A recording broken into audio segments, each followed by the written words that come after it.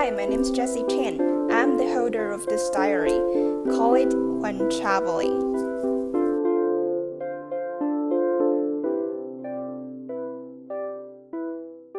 In loving memory of those who perished in the show, may their memory always be a blessing.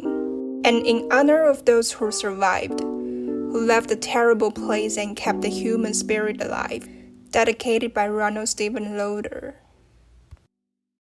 December 15th, 2021, in Krakow, Poland. I was going to take a bus to Auschwitz concentration camp. It was still a cloudy and foggy day. Under this weather, those green trees were no longer vivid. Rather, they looked lonely. After taking on the bus, I noticed there's no broadcast or digital signage telling you what the next stop is. But I thought it was fine, because I could just check on my Google map. Once the bus was close to the destination, I would ring the bell. That's it. It's just simple. So I was pretty comfortable until a moment. When the journey passed more than a half, there were only me and an elder couple on the bus. I checked on the map, knowing we were in Auschwitz. I also saw a board saying so. But I was hesitating to get off because, according to Google Map, there were still some kilometers to Auschwitz concentration camp. The couple then got off, and while my brain was still trying to figure out things, suddenly, the driver turned the signboard labeled Auschwitz to the back, which made me start to be nervous because I thought it was a gesture to say, "This is the final destination. We won't take any travelers from now on." And it was at the moment that I felt like I made a mistake, which was I didn't check the route of the bus beforehand, which in turn made me not know where I should get off. I mean, though I knew the final destination of the bus was in Auschwitz, I totally forgot there might be several stops in Auschwitz. Should I just get off at the stop called Auschwitz? Or there was another stop of Auschwitz closer to the concentration camp? That was a big question. And most importantly, I wasn't able to check the route on Google Map right away because the bus was more like an informal one, which wasn't included on the map. And even on the bus provider's website, there's no route information either. While I was quickly analyzing these things, unfortunately, the door closed and the bus continued driving ahead.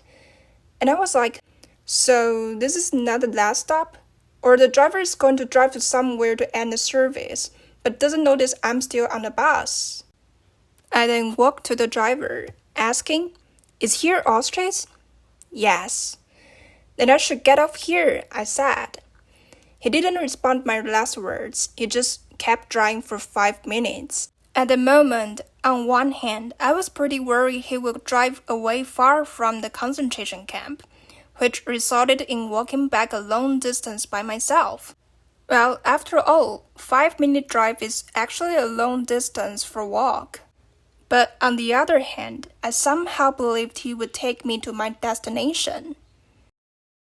5 minutes later, the bus finally stopped. I then checked the map. "Oh gosh, I know you'll take me to the right place," I thought. "This is Auschwitz concentration camp, right?" This time, the driver responded, but unfortunately I didn't understand any of them because he spoke in Polish. However, from his body language, I could totally sense his idea, like he was trying to say, "Go forward to this direction, the camp is over there." "Okay, thank you so much," I said with a big smile and laughed. On the road, I was thinking, maybe this is the characteristics of Polish. They tend to express their thoughts by works rather than by words. They look serious but are actually pretty kind. And the most unbelievable thing was, how did he know my destination was Auschwitz concentration camp? Like he didn't drop me off when I asked. Rather, he kept driving until my destination was reached. It seems he also has good intuition, right?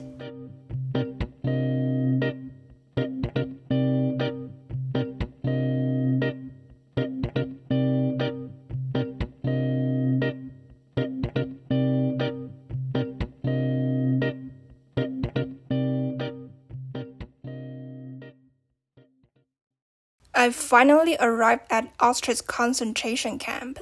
Looking at the stretching down tree branches with the gray sky as background, a gloomy feeling just came. I was walking through the brick buildings which serve as museums one after another.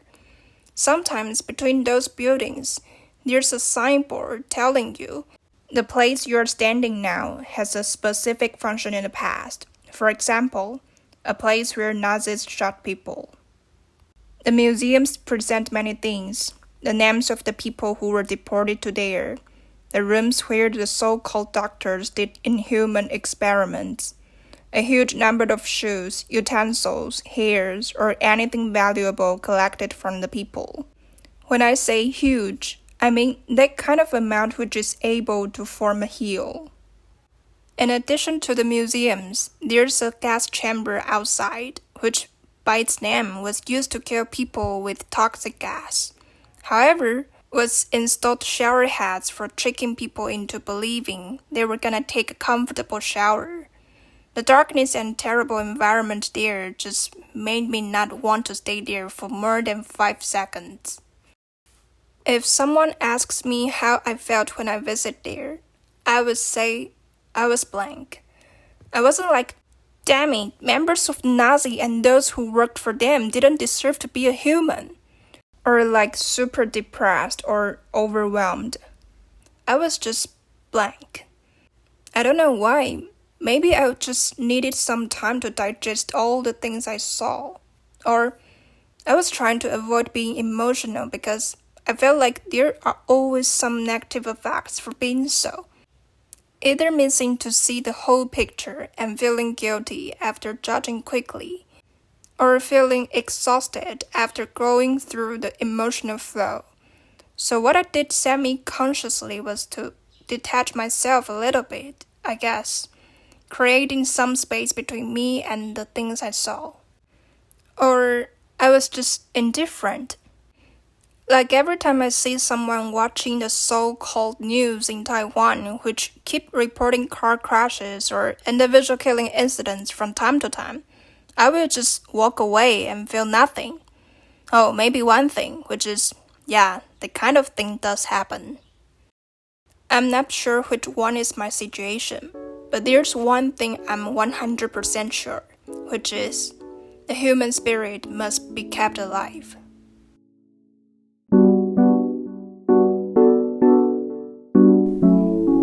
Written by Jessie Chan. Thanks for your reading.